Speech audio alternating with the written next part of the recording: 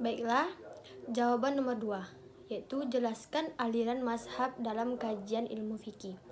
Mazhab adalah kelompok aliran pemikiran tradisi dalam ilmu fikih yang banyak diterapkan. 4 mazhab besar dalam Islam adalah Hanafi, Maliki, Syafi'i, dan Hanbali.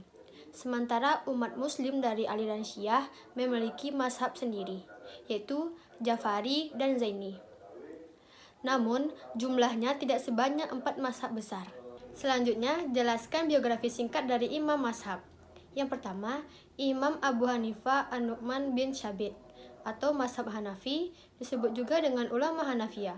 Beliau lahir pada tahun 80 Hijriah di Kufah dan wafat pada tahun 150 Hijriah.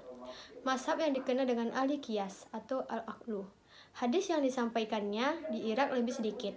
Beliau merupakan ulama yang ahli tahajud, fasih dalam membaca Al-Quran, dan pernah ditawari menjadi hakim di zaman Bani Umayyah, tetapi beliau menolak. Yang kedua, Imam Maliki bin Anas al-Hasbahi atau mazhab Maliki, disebut juga dengan ulama Malikiyah. Beliau lahir di Madinah pada tahun 93 Hijriah dan wafat pada tahun 179 Hijriah. Beliau dikenal sebagai ahli hadis, bahkan beliau mengutamakan perbuatan ahli Madinah atau al-amal daripada kabari, wahid atau hadis perorangan. Karena bagi beliau mustahil bagi ahli Madinah berbuat perbuatan yang bertentangan, karena di masa itu Rasul berada di Madinah dan juga hadisnya dikatakan sebagai hadis mutawatir.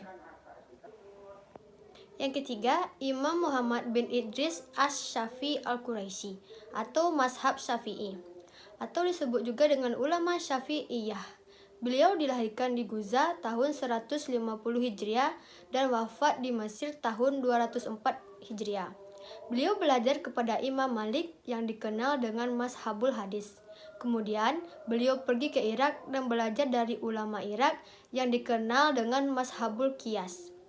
Keistimewaan beliau, hafal Quran usia 7 tahun, pandai diskusi dan intelektual. Yang keempat, Imam Ahmad bin Hanbal Asy-Syaibani atau mazhab Hanbali, disebut juga dengan ulama Hanabilah. Beliau dilahirkan di Baghdad tahun 164 Hijriah dan wafat pada tahun 248 Hijriah. Beliau adalah murid dari Imam Syafi'i yang paling diistimewakan dan tidak pernah pisah sampai Imam Syafi'i hijrah ke Mesir. Menurut beliau, hadis dhaif dapat dipergunakan untuk perbuatan fahailul amal, bukan untuk menentukan hukum.